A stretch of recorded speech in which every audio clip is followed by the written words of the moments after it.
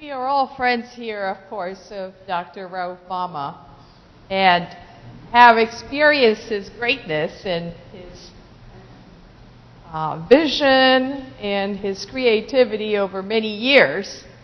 But today is really just another level of creativity that we can, tap into. I'm Carmen Sid. I'm the Dean of Arts and Sciences here. But back in '93, I was interim Dean of Arts and Sciences here, and Dr. Mama was just starting to develop his ideas of ways to try to get the stories of his homeland into some kind of translation that could perhaps someday become a book of stories documenting all the folk wisdom. And as an ecologist, I thought it was very interesting because all of these stories, and as you've seen in the dance video, everything is about integrating, connecting to nature through dance, through folk stories, through so many ways. And I said, what a perfect way to teach ecology to people from other countries using this story. So I thought that was the important part. As I have seen the books come out, the 5 books that have come out, I said, oh my God, there's just so much more here than just stories about nature, but it's all about values and morals and ways to deal with people and how to actually be a decent human being and about hope and about faith and about this book, you see that and you say, oh, this is a book about, they always say, book about coming of age in Africa. What have I got to do with that? Nothing to do with me. In fact, it's everything to do with every one of us because it's that and all about dealing with roller coaster type of life experiences, which we all have to deal with, taking advantage of the opportunities and believing that some higher power can help you in the process. And guess what? It does work. And whichever higher power you have, eventually is one source of opportunity to move forward. So this book does a fantastic job doing that. But isn't that video just so much better to get into it, right? Go with the flow. That's what And the movement illustrates what this book is about, how to make it and how to succeed in ways that you don't think you can. And Dr. Mama is going to go and give us the exciting experience. All right. Thank you.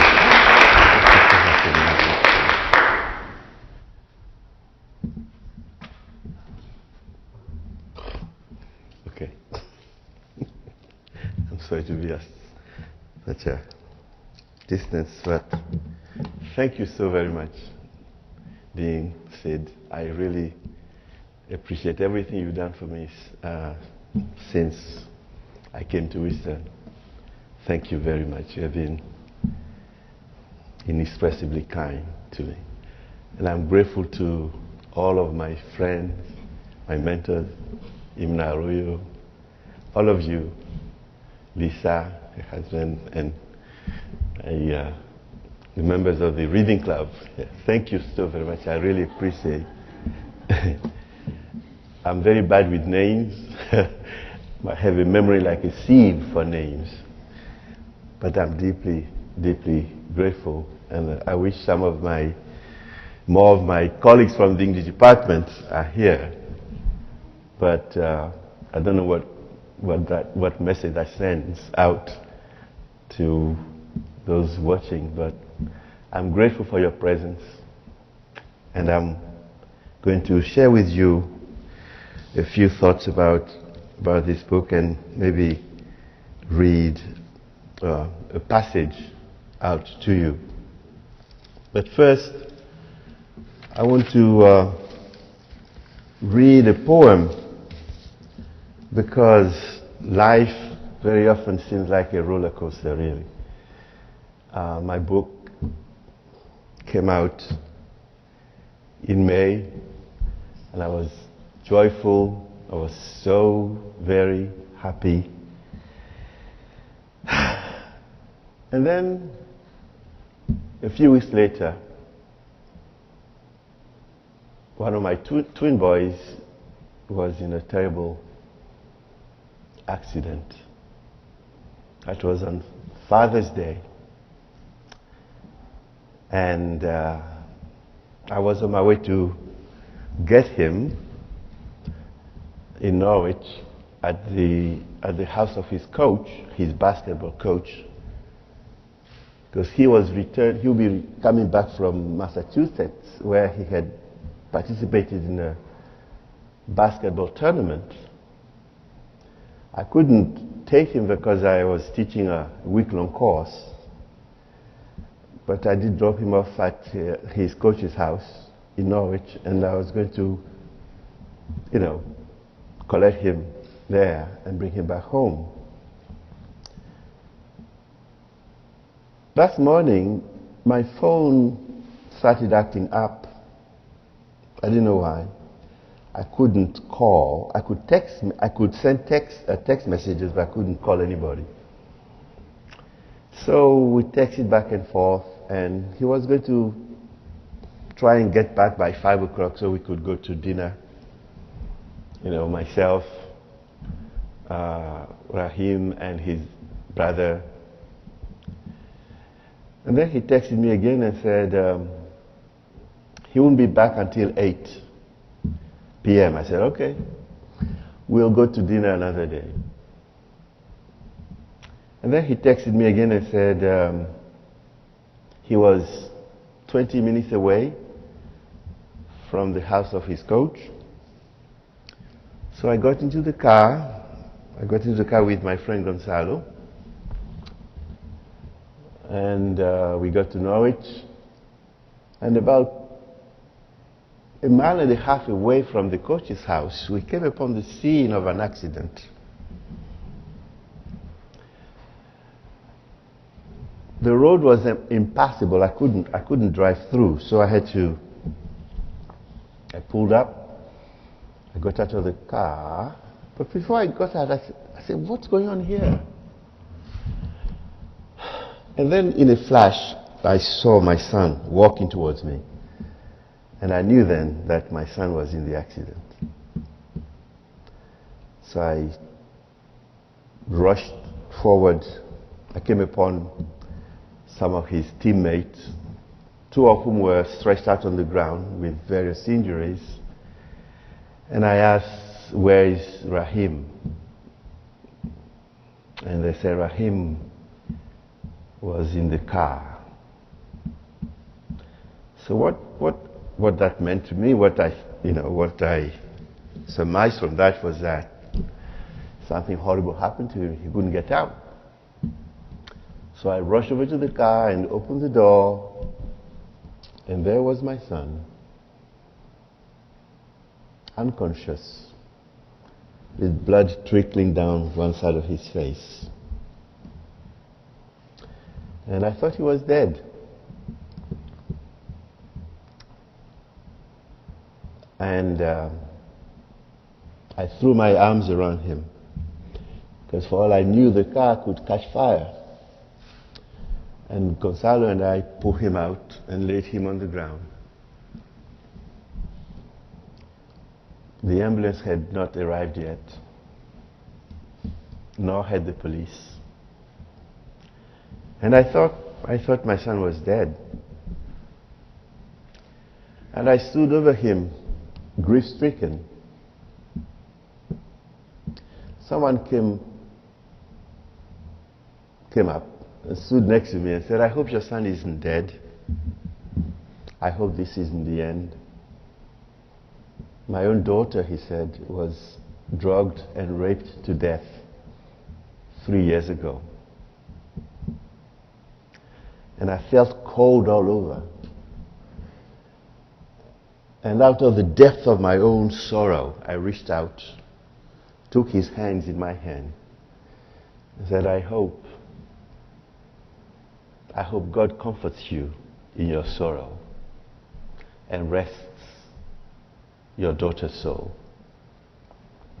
Then the police came and the ambulance came, and he was rushed to Bacchus Hospital. I didn't know how I got to Bacchus Hospital that night. And waiting for the doctor to come out of the emergency room to tell me how my son was doing. It felt like hell. I couldn't think, I couldn't sit, I couldn't stand, I couldn't do anything. Then the doctor came out and said, your son has sustained a very serious brain injury. And we don't have the equipment here. We don't have the doctors. We have no neurologist here. He had to be airlifted to another hospital. So he gave me he named about 4. Providence, Yale, Worcester, and then Hartford. And I thought of his mother and I thought, well, Hartford will be much closer to the house and to mine also. So I said, okay, I think Hartford will be great. So he was airlifted to Hartford Hospital. As they wheeled him past me, I reached out and touched him, and he was so cold. He was cold as ice. And I cried, I said, why is my son so cold? Is he dead? They said, no, he's not dead. So they airlifted him to Hartford. And I had to go home and change my clothes because I was all covered in blood. And then Gonzalo and I made our way to the hospital. The GPS took us somewhere else, although we put in the directions, the address. So we finally made our way to the hospital. It was about 2 a.m. And I didn't recognize my son because there were tubes coming out of every single orifice. And I knelt down and prayed. And I said, I hope you'll be all right. And I went back home. I slept about 2.5 hours that night because I had a speaking engagement the next day at 8:30, and I didn't want to cancel it because the children had been waiting for 5 months.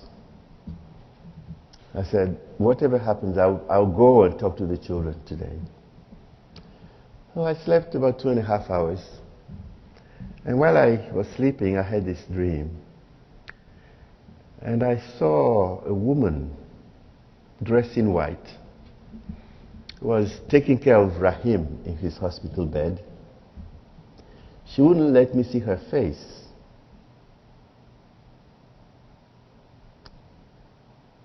And she gave him an injection in the left foot. That was when I thought that maybe he was injured on the left-hand side of his brain, because I didn't know. When I woke up, I dropped to my knees in prayer and thanksgiving, and I said, I know he will be all right. And 3 days later, I found out that the lead doctor was named Dr. Joseph, because I invoked the Virgin Mary every day, and she had really done miracles in my life. So the lead doctor's name was Dr. Joseph. And then 9 days later, he was discharged from the hospital. The doctor said, this is a miracle. Unbelievable. He was discharged from Hartford Hospital, and I drove him to Gaylord Rehab Hospital. And he was there 5 days, and he was discharged. No permanent damage, nothing. And 2 weeks ago, he passed his, he got his permit, his driver's permit. And he can't wait to get his driver's license and get a car. Guess who's going to provide the money for the car? And his twin brother also got his permit, and he wants a car also. So I tell you this to remind you all that life is a series of ups and downs. You're happy one moment, and the next you're very sad.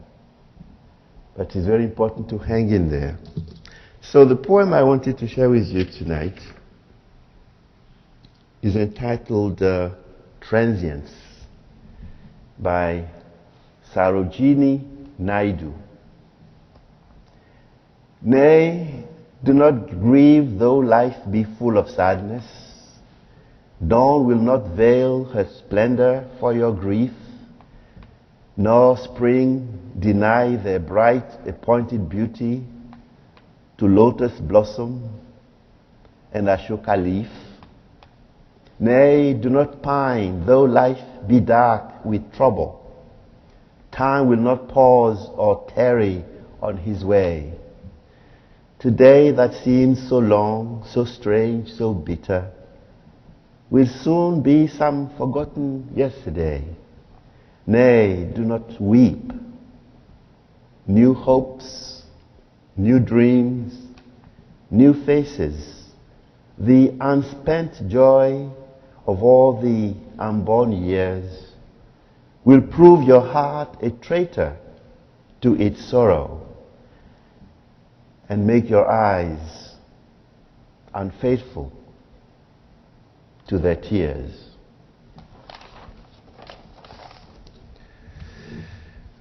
I didn't meet my father until I was 20, and it took my falling sick to find out that the man I had called father for 20 years was not my real father. We didn't have a very good relationship. As a child, I did my very best to please him. I was top student at school year after year, and I would come home with my reports. My mom would break into song and hug me close, but my father would just shrug his shoulders and walk away. So I decided maybe I was one of the unlucky children who had a difficult relationship with his father, or with their fathers. Then I fell ill. The doctor told me, get out of school now, because you are on the brink of a mental breakdown. I went home, I told my mother, and my mother said, what does the doctor know?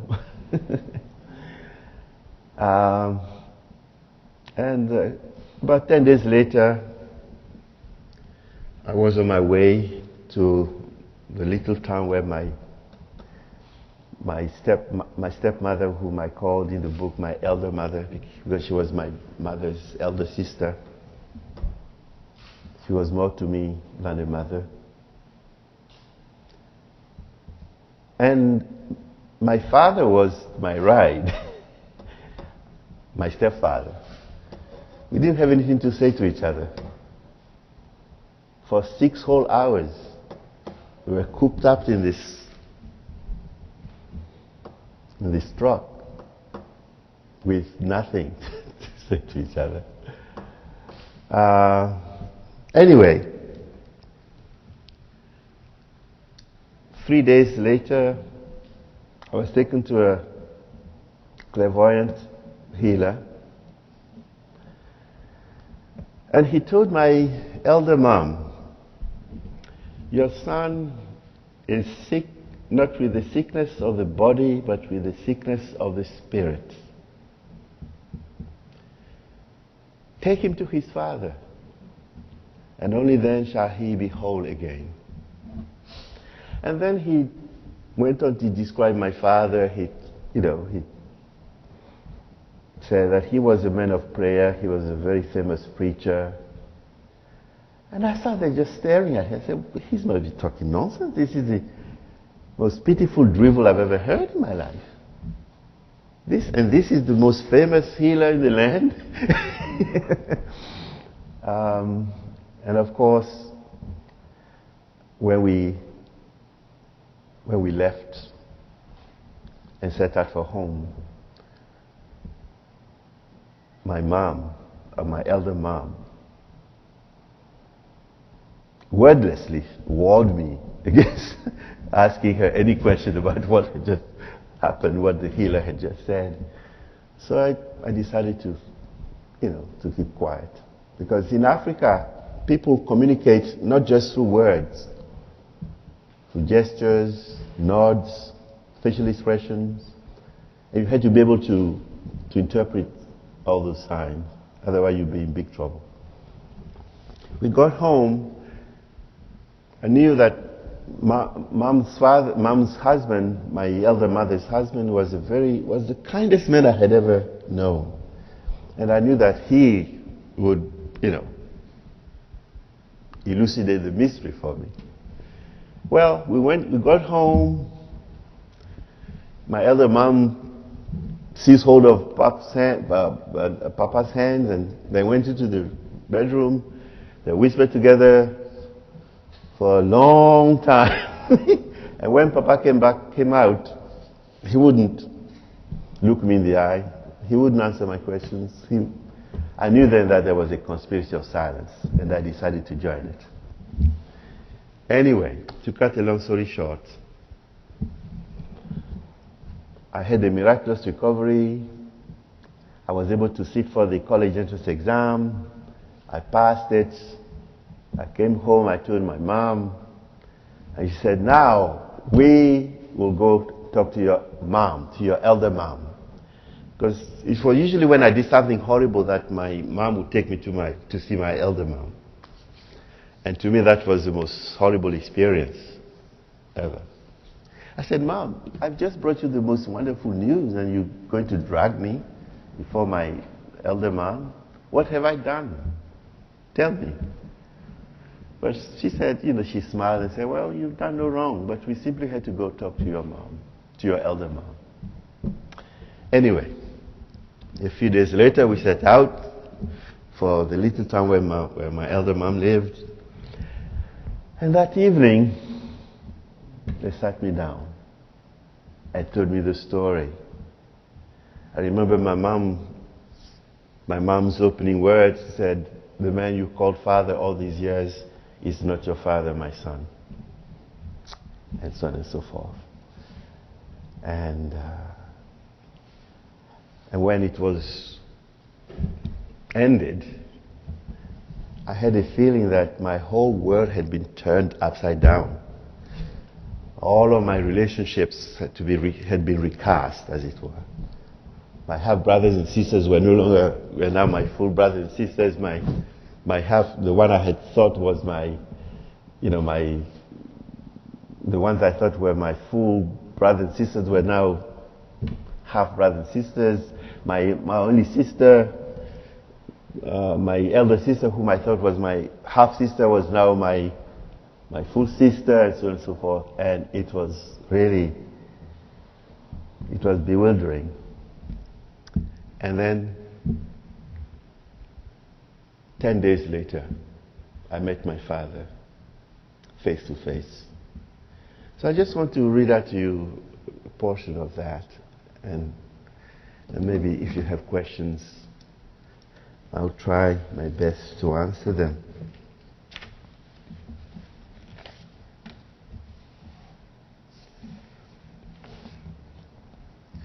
Now, the day I was supposed to meet my father, I overslept.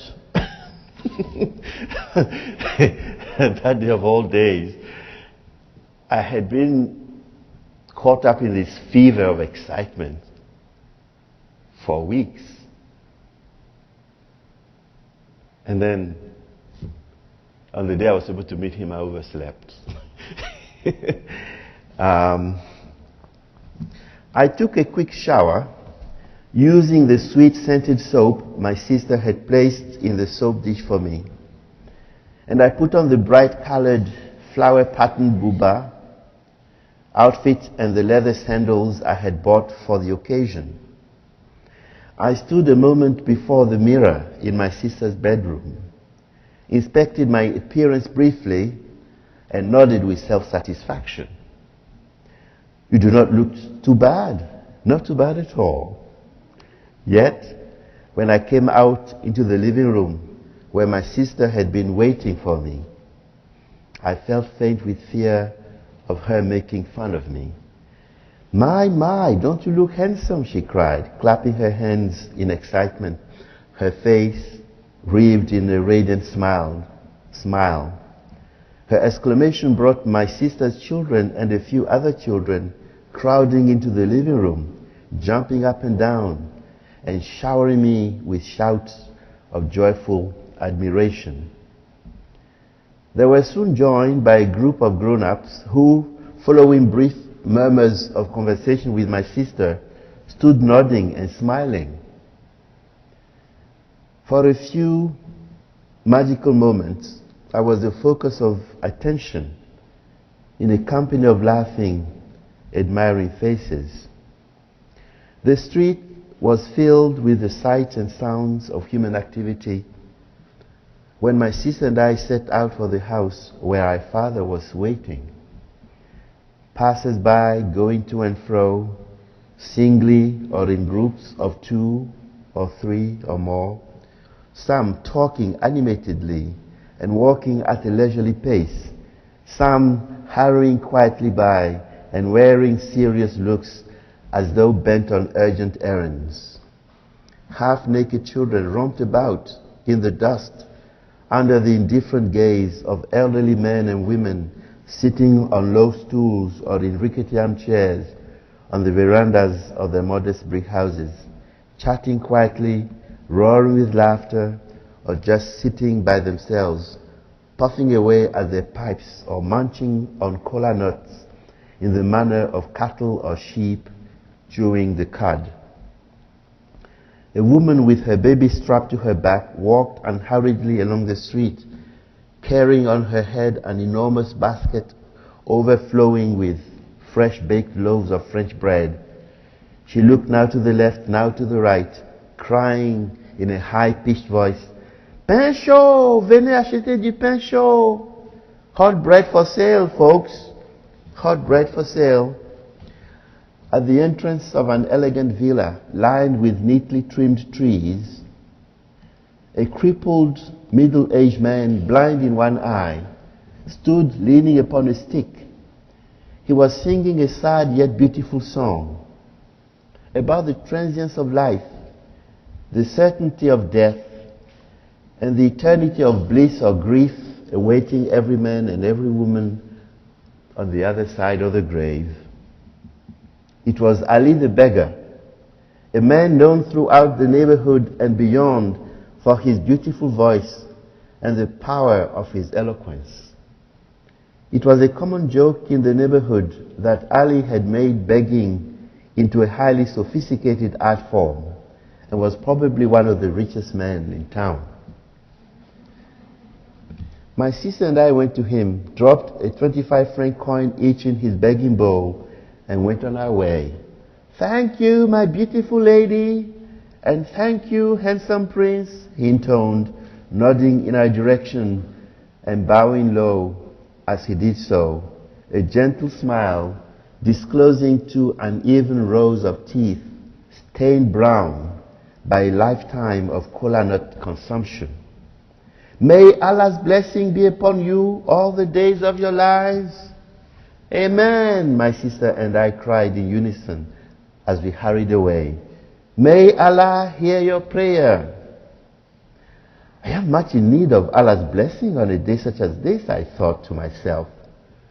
As my sister and I turned the corner and the house where my father was staying came into view, I looked all around, half fearing to wake from sleep and find that the sights, the sounds and the smells around me and the house that had just come into view and wherein I knew my father was waiting were figments of a cruel, fantastic dream. But my fear lasted only a moment, for I knew in my heart that this was not and could not be a joke, that the bright glitter of the sun, the soft breeze upon my face, the very earth beneath my feet were as real as the love of a father or a mother for a child, as real as life and death and the presence of God. Deep in my heart I knew that the day that had been appointed for my encounter with the one who gave me life had come, and that there could be no turning back. To those around me and to countless millions of all over the world, this was just another day, and the sun blazing in the heavens was the same sun that had risen and set for thousands of years past, and that will rise and set for thousands of years to come. To me, however, that day was like no other. Never in my life had there been a day brighter with sunshine, more beautiful, more full of promise. It will stand forever in majestic splendor as the morning star of my life, a rainbow of dazzling light above the storm clouds of my earthly existence, and would inspire me with faith and hope as I reached for my dreams.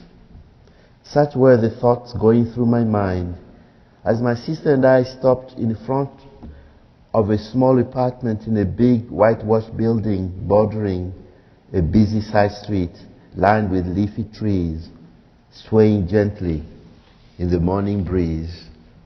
Assalamu alaikum, my sister intoned, calling out the traditional Islamic greeting as she and I kicked off our shoes and stood facing the blue curtain screening the interior of the apartment from view, which was flapping gently to and fro. Wa alaikum salam, a sweet resonant voice said in response. There followed total silence, during which a magic of suspense seemed to have hushed every sound of human activity and stilled every motion of men and beasts. The very curtain across the door had come to a standstill. Then the silence filled with the sound of feet shuffling near. I held my breath, and my heart, taking on a life of its own, knocked wildly against my chest. A mist stood before my eyes, and I felt faint with impatience. It was then that I saw the curtain lifting, and a tall, thin, middle-aged man motioned us inside, his ruggedly handsome face lit up with a warm smile. "Come in, beloved children, come on in," he crooned. "That's our father's cousin," my sister whispered hurriedly into my ear as the man stepped back to let us in.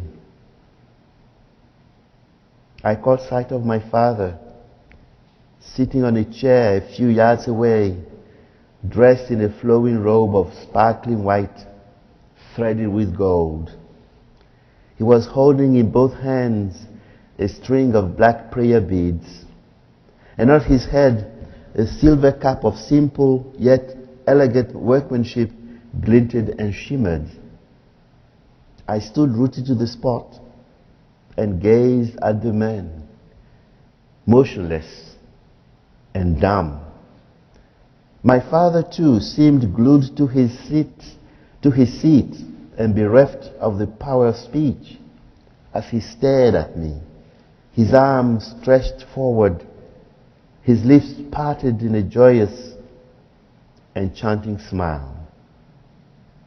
As I stared at my father, I was conscious of no other presence except his, And I had a strange feeling that the fire in his eyes penetrated to the very marrow of my bones, suffusing my whole being with a sensation of warmth and happiness. Then I felt my tongue loosen, and the power of motion returned to my limbs, as my father sprang from his seat with a cry of exultation and came bounding towards me. I met him halfway, and he enfolded me in his arms, saying over and over, in the manner of a mother lulling her child to sleep, "Raouf, my son, Raouf." Praise the Lord. This then is what I wanted to share with you. I don't know if you have any questions, any comments. I can move closer now.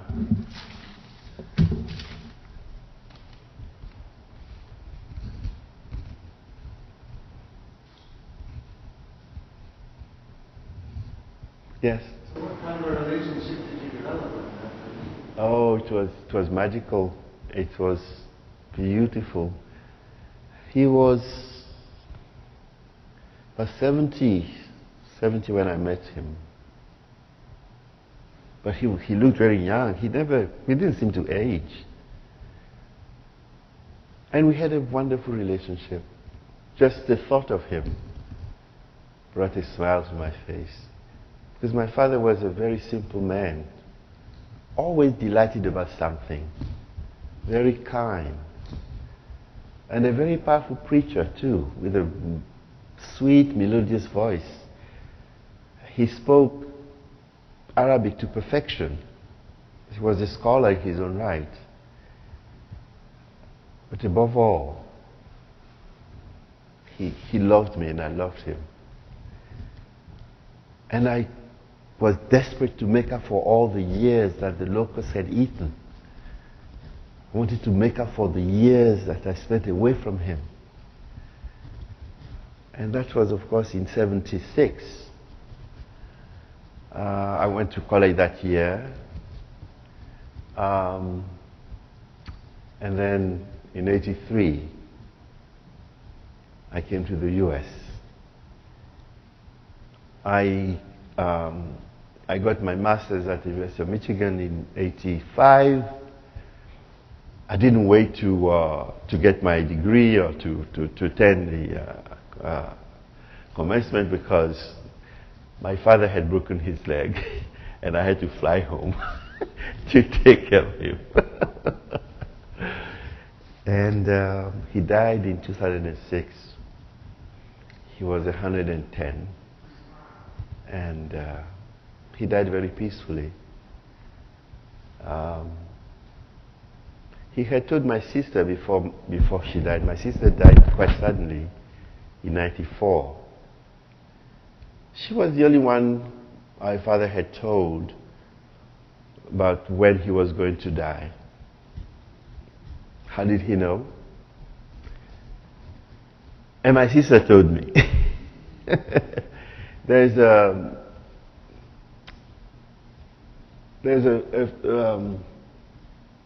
feast, is it feast I should call it? It's a special holiday in Benin, in the northern part of Benin, called the Gani.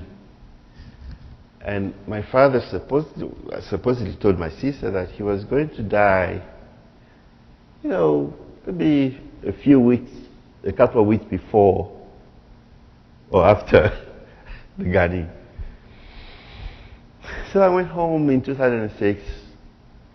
I went home as a senior English language specialist for the State Department.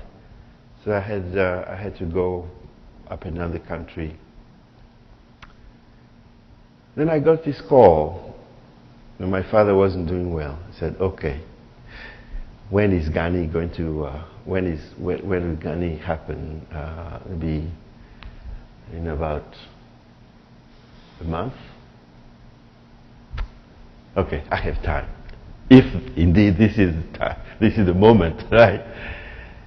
I had a mentor in Togo next door, and I decided to go see him, and then from Togo go straight to Save and be with my father. So I went to Togo. In the taxi, after we crossed the border between Benin and Togo, someone got into the car. And he sat next to me because, in Benin, there is no one respects the law about, the number of passengers you should carry in your car.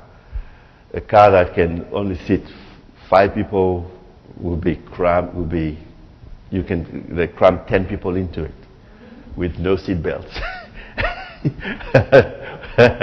Anyway, so this man joined us and he sat next to me. He was very friendly and he felt, I had a feeling he was a brother of mine. And I said, so where are you going? He said, oh, I lost my father. And I have errands to run. I need to go to the hospital and so on and so forth. I said, I'm very sorry. He said, where are you going? I said, I'm going to Atakwame to see my mentor. He said, you know what?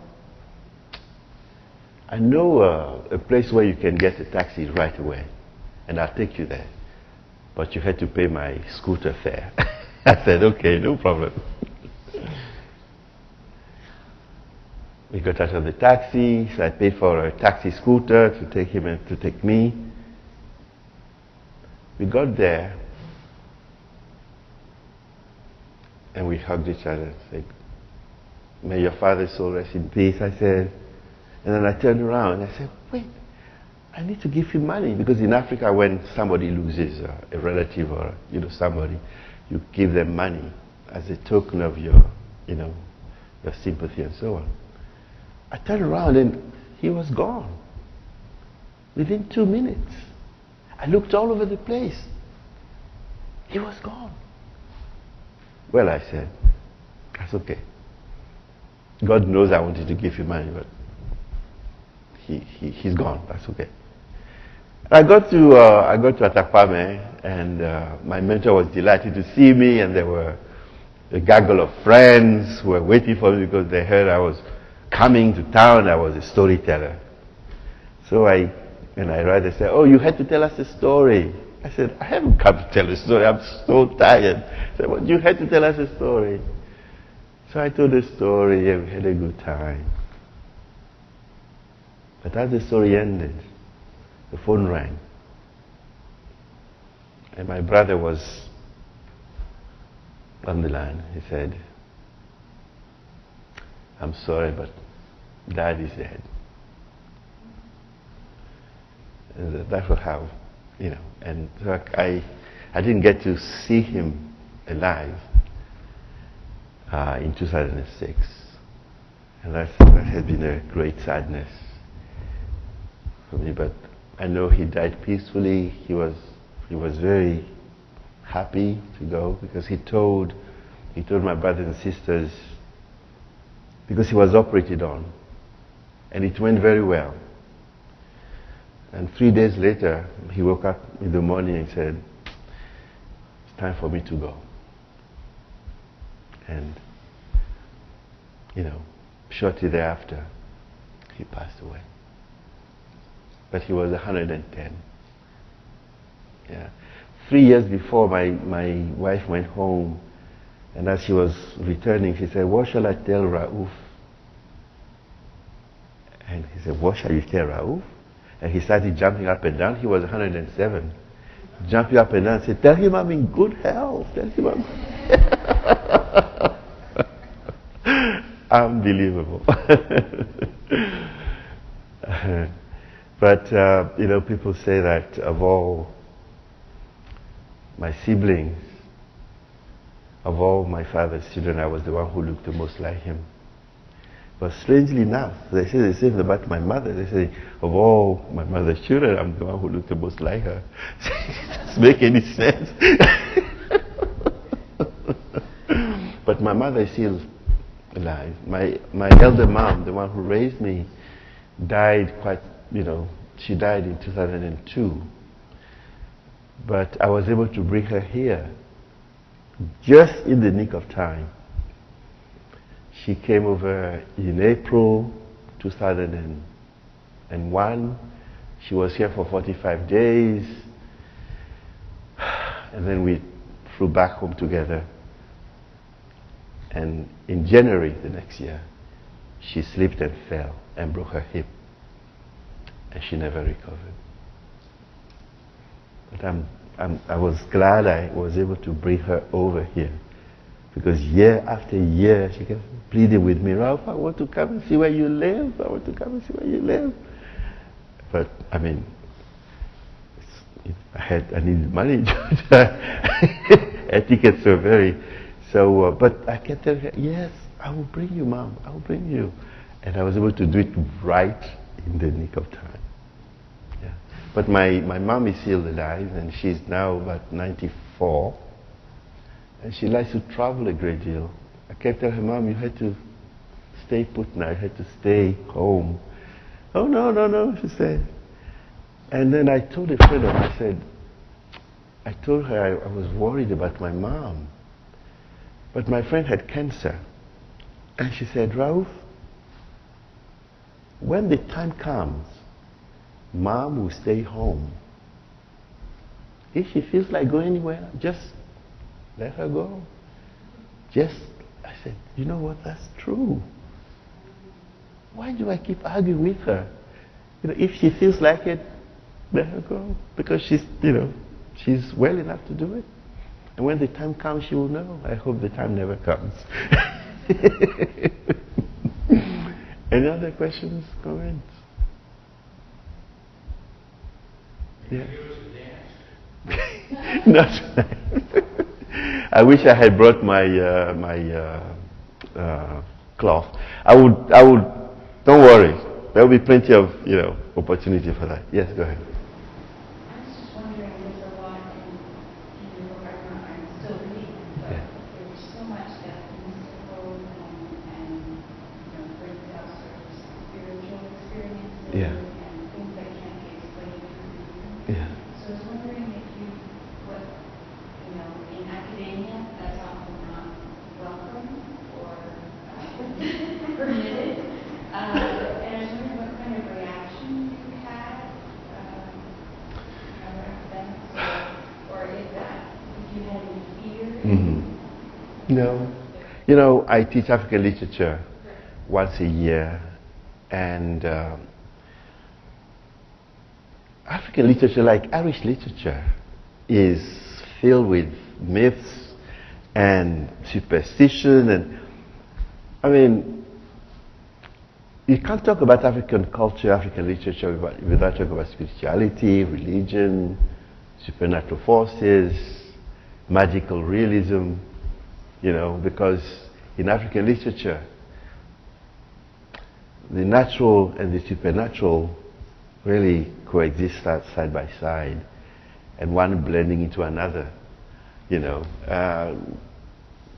The Famished Road by Ben Okri, to me, is one of the greatest examples of magical realism in African literature.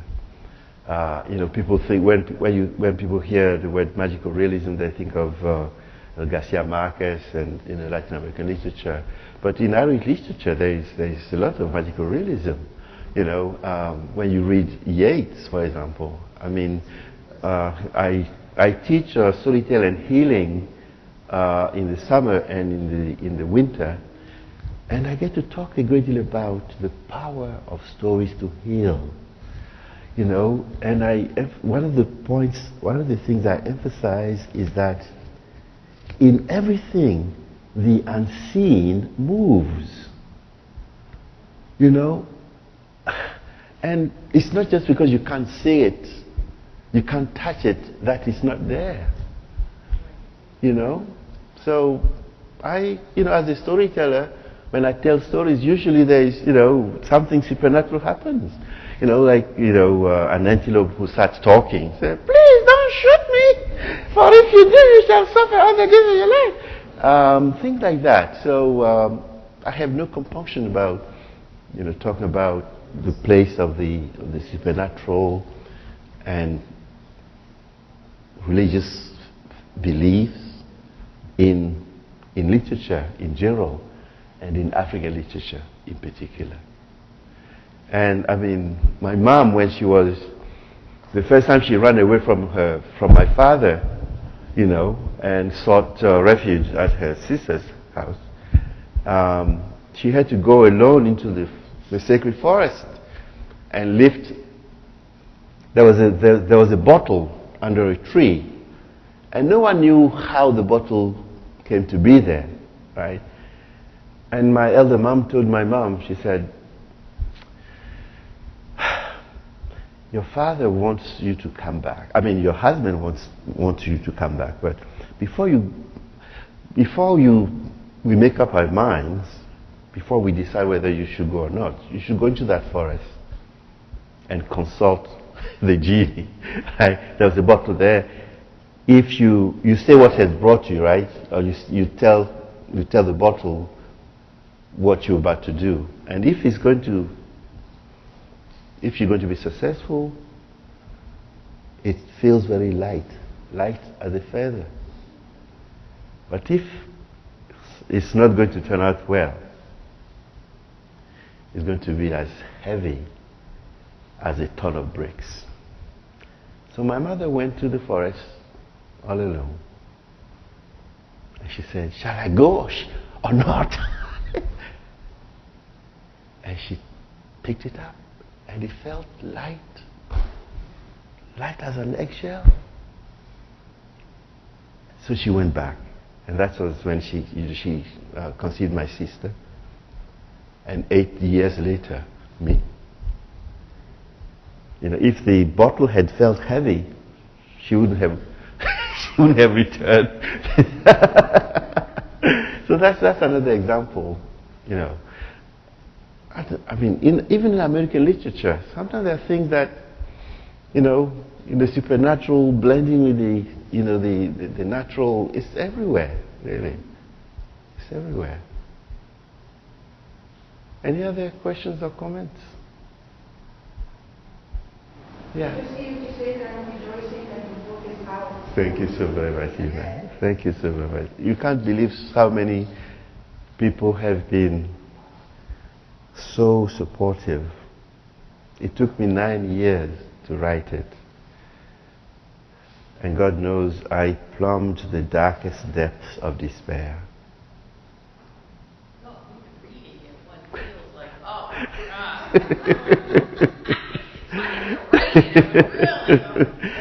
Because, you know, my divorce happened about a year and a half before I finished it. And the house where I lived for 15 years, I had to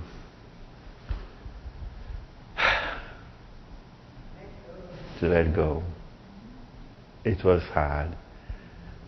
And it was then I really understood what it meant to be alone, all alone, you know, and to feel as though no one in your family cares. But I kept writing. And then my ex-wife, she wanted 45% of the proceeds.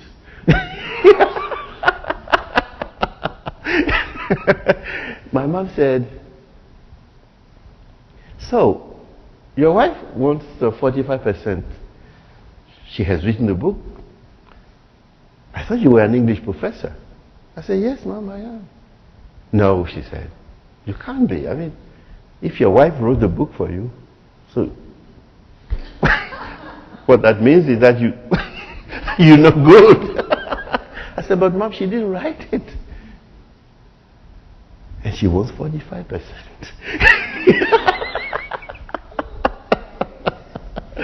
But as I said, you know, this is life, such is life. It's a series of ups and downs and ups and downs. We can only hope and pray that there are more ups than there are downs. And friends like you, with the kind of generosity of spirit which I feel whenever I greet you and talk to you, that's what really sustains us, you know. And sometimes the kindness of strangers, you know, that's what really sustains us. And I'm forever grateful for your presence, for the gift of your presence tonight. I can't tell you how much I appreciate it. And I hope we'll keep talking.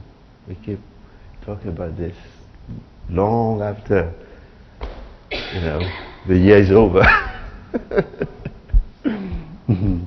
Thank you again. Thank you.